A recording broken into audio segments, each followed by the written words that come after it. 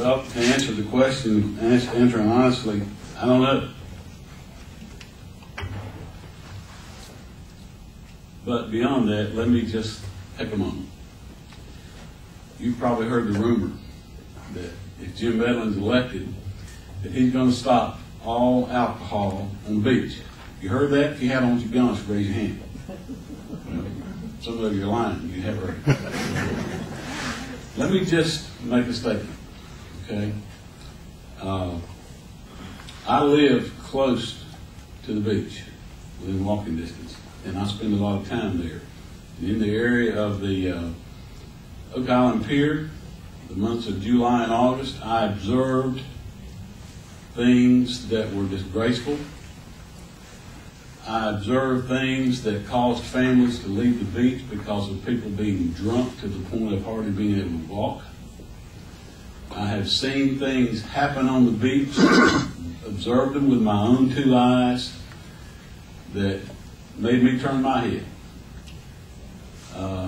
So here's my position, and I want you to know what it is. So if you hear the rumor, you can dispel it. I want our police on Oak Island to enforce the law.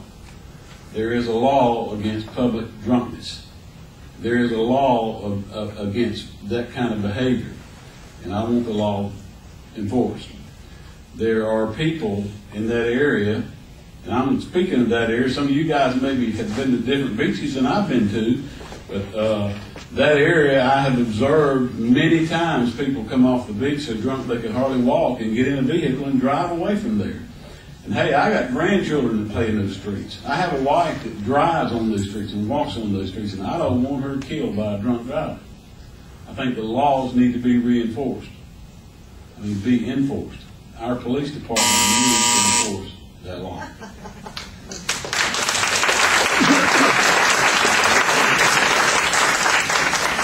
We have.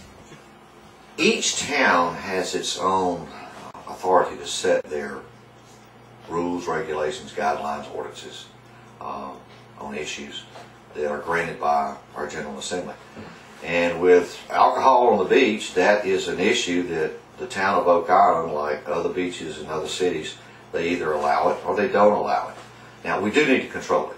Back when I was chief, we tried to monitor large groups. We tried to monitor anybody that was becoming inebriated. Unfortunately, there is no law against public drunkenness. If my memory serves me correct, the legislature did away with that, I think, in 1976, 1977. So now what you basically have to charge them with is a disorderly conduct charge. But the reason is simple. The towns make their own decisions as to their own ordinances, like anything else. And if the town of Oak Island wants to allow alcohol on the beach, that's an issue that, if it wants to be changed, needs to be brought up with council. Thank you.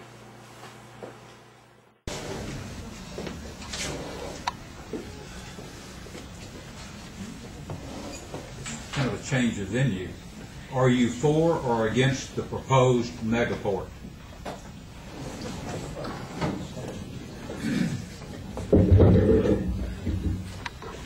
I am not unmindful of the potential job possibilities that the port might bring.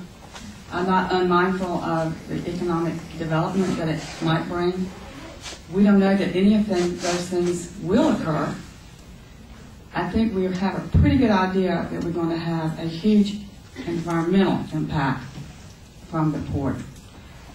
Environmental studies are ongoing. I am staying on top of those. I would like to reserve a final opinion being expressed until I have more facts to base an opinion on. But the way I'm leaning at this point is the environmental impact that could occur from this megaport will so overwhelm any job possibilities and any economic development that might result from it that it would be a bad thing for this area. And probably, I have to say I would oppose it unless I could be assured that there were good aspects of it that would counteract what I perceive to be the environmental destruction that could occur. Thank you.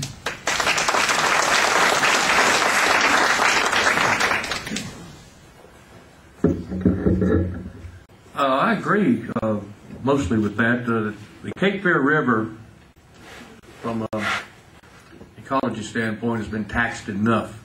A port that size would do tremendous damage to the river, and in turn, the river emptying into our ocean and our beach area. I just think environmentally it would be bad.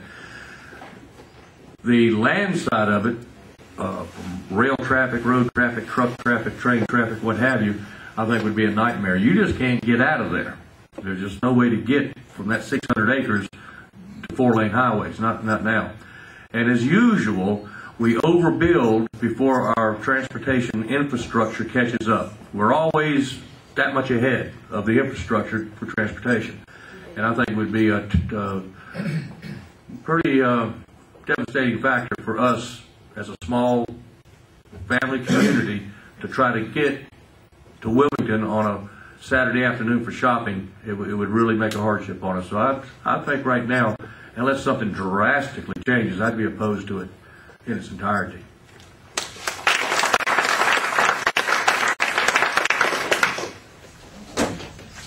Well, I concur with that. The infrastructure is not there.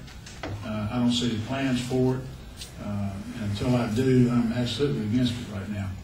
On another thing, the number of jobs that are being created locally, I think are vastly overstated. I mean, if you've ever been to another port like in Wilmington or Charleston or Tampa or Newport News, there's one guy driving those cranes up there.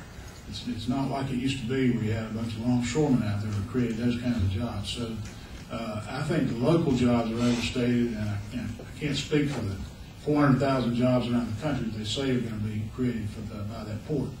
But as far as the local jobs, they're just not there. Thank you.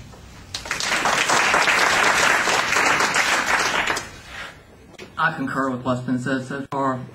When I first heard something about the port, my first thought was, oh great, that means they're going to fix the roads around here. But there is nothing planned to support the kind of transportation infrastructure that a port like that would require. And there's certainly a lot of things in improving what we have without the port that have been put on hold or suspended because of the economic situation that we're in. I think the local job is overstated as well, and whether or not potential jobs in the Piedmont and further west in the state are there or not, I do not know. But I'm not willing to sell out the quality of life that we have here for any job. And the environmental damage, I think, is irreparable. So I haven't seen anything factually or otherwise about the port so far that tells me that I could ever support it. Thank you.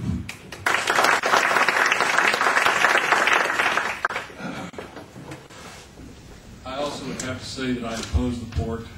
The amount of channeling that's involved is tremendous.